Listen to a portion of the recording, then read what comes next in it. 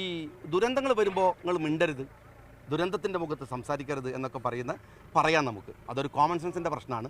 എപ്പോഴാണ് സംസാരിക്കേണ്ടത് എന്ന് തിരിച്ചറിയേണ്ടുന്ന ഒരു കോമൺ സെൻസിൻ്റെ പ്രശ്നമാണ്. പക്ഷേ സംസാരിക്കാൻ പാടില്ല, കേസെടുത്ത് കളയും, ശരിയാക്കി കളയും എന്നൊക്കെ പറയുന്നത് ഇതൊരു ഫാഷിസ്റ്റ് മനോഭാവമാണ്. ആവിഷ്കാര സ്വാതന്ത്ര്യത്തെക്കുറിച്ചൊക്കെ സംസാരിക്കുന്ന ഒരു ഗവൺമെൻറ് അങ്ങനെ പറയുന്നത് ശരിയല്ല. ഇനി മുതൽ ഈ വിഷയത്തിൽ സംസാരിക്കേണ്ട സമയമായിരിക്കുന്നു എന്ന ബോധ്യം കൊണ്ടാണ് ഞങ്ങളിത് സംസാരിക്കുന്നത്. അടിയന്തരമായ റീഹാബിലിറ്റേഷൻ പോളിസി വേണം, റീഹാബിലിറ്റേഷനുമായി ബന്ധപ്പെട്ട നിയമം ഉണ്ടാവണം. ഈ മുൻ ദുരന്തങ്ങളിൽ നഷ്ടങ്ങൾ സംഭവിച്ച് വിറങ്ങലിച്ച് നിൽക്കുന്നവരെ ഓർത്ത് ആ പ്രശ്നം ഇവിടെ ആവർത്തിക്കപ്പെടാതിരിക്കാനുള്ള കൃത്യമായ കാഴ്ചപ്പാട് ഗവൺമെൻറ് ഇതിൽ പാലിക്കൽ അനിവാര്യമാണ്.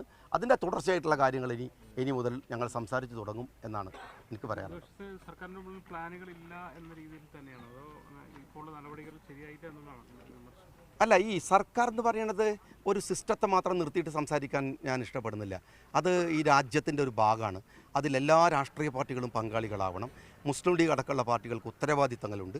ആ ഉത്തരവാദിത്തം നിർവഹിച്ചുകൊണ്ട് തന്നെ ഗവൺമെൻറ് എല്ലാവരെയും കൂടി ഞാനതാ ഒരു ഇൻറ്റഗ്രേറ്റഡ് ആയിട്ടുള്ള ഒരു പോളിസിയാണ് വേണ്ടത്. ഗവൺമെൻറ് ഒറ്റയ്ക്കൊരു പോളിസി എടുത്താൽ, കാരണം ആരൊക്കെയോ സഹായങ്ങൾ പ്രഖ്യാപിച്ചിട്ടുണ്ട്, ആ സഹായത്തെ എല്ലാം അക്കോമഡേറ്റ് ചെയ്തിട്ട് ഗവൺമെൻറ് ഇതിനകത്ത് നിൽക്കുകയാണ് വേണ്ടതെന്നാണ് ഞാൻ പറയുന്നത്. ഒന്നും ചെയ്തിട്ടില്ല എന്നൊക്കെ പറഞ്ഞിട്ട് വെറുതെ അങ്ങനെ വേഗമായി പറഞ്ഞിട്ട് പോകാൻ ഉദ്ദേശിക്കും. പക്ഷേ ചെയ്തിട്ടില്ലെങ്കിൽ നിലവിൽ ഒരു മോഡലില്ല. ഇതിന് തത്തുല്യമായ ദുരന്തം ഉണ്ടായിട്ടുണ്ടാവില്ല.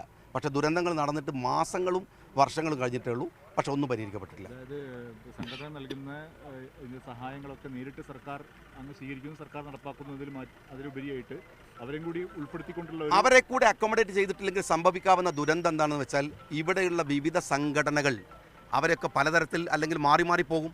അവരൊക്കെ പല തലങ്ങളിൽ ഭൂമി കൊടുക്കും. ഞാൻ നേരത്തെ പറഞ്ഞൊരു വില്ലേജ് എക്കോസിസ്റ്റം ഉണ്ട്. അവിടെ ജീവിച്ച മനുഷ്യരാണ്. അവിടെ അവർക്ക് മനുഷ്യർ മാത്രമല്ല, അങ്ങോട്ടും ഇങ്ങോട്ടും കൈപിടിച്ച് സഹായിച്ച ആളുകളാണ്. അവർ ഒരുമിച്ച് ജീവിക്കുന്ന ഒരു സിറ്റുവേഷനാണ് ഇവിടെ ക്രിയേറ്റ് ചെയ്യേണ്ടത്. അത് ഗവൺമെൻറ്റിന് മാത്രം സാധ്യമാകുന്നതാണ്. പക്ഷേ അവിടെ മറ്റ് സൗകര്യങ്ങളൊക്കെ ചെയ്യാൻ ഈ സന്നദ്ധ സംഘടനകളുടെയും രാഷ്ട്രീയ പാർട്ടികളുടെ ഒക്കെ സഹായം ഗവൺമെൻറ് അതിന് അക്കോമഡേറ്റ് ചെയ്യാവുന്ന ഒരു സിസ്റ്റം ഗവൺമെൻറ് ഡെവലപ്പ് ചെയ്യണം.